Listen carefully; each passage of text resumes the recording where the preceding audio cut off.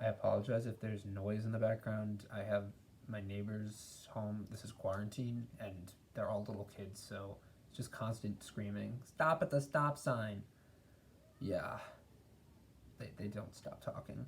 Like, okay, anyway, this is my review for Incredibles 2, which I saw my junior year. So about 2 years ago. This was a good summer movie. June 15th or 14th was when this came out, and I remember being like so excited to see this. This was also um, the summer I started working at the movie theater, so I got to really experience Incredibles 2 kind of. I got to experience the last week of it. It went out, luckily, when I got there, so not too many crowds to deal with. But that's another story. This is a movie that I was excited for, and I think I enjoyed it. I saw it twice in theaters, and the first time I didn't really enjoy it because I thought it was predictable. I mean, the villain, Screenslaver, was very predictable. I thought the family dynamic was cool, but again, they could have had more scenes, and it just feels like they're laying out the plot. They're doing all filler, you know? But Incredibles 2 is dense with really good visuals. It's dense with fun characters. I mean, I think casting Bob Odenkirk was such an awesome job. They better call Saul. So it was just really fun to kind of see, that charisma. They knew what they were doing there, and I think The Incredibles itself is just a cool brand, but it just wasn't as great as it could have been.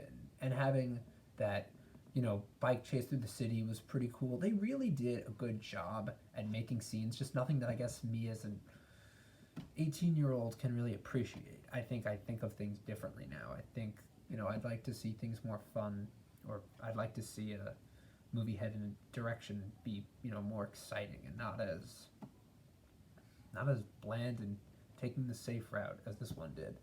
Because that's the issue with some movies, they take the safe route and then it just feels kind of dull. Like they have that whole fight that was like a seizure inducing fight, and I'm like, well, what's this?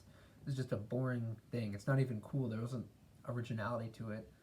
The original, at least Jason Lee's character had originality to him. I mean, he was a fan of Mr. Incredible, and then he had a reason to turn bad.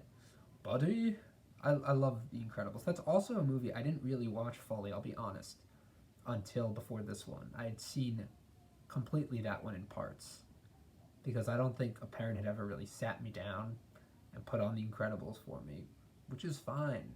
I mean, I hadn't seen Monsters Inc. in fall till day camp.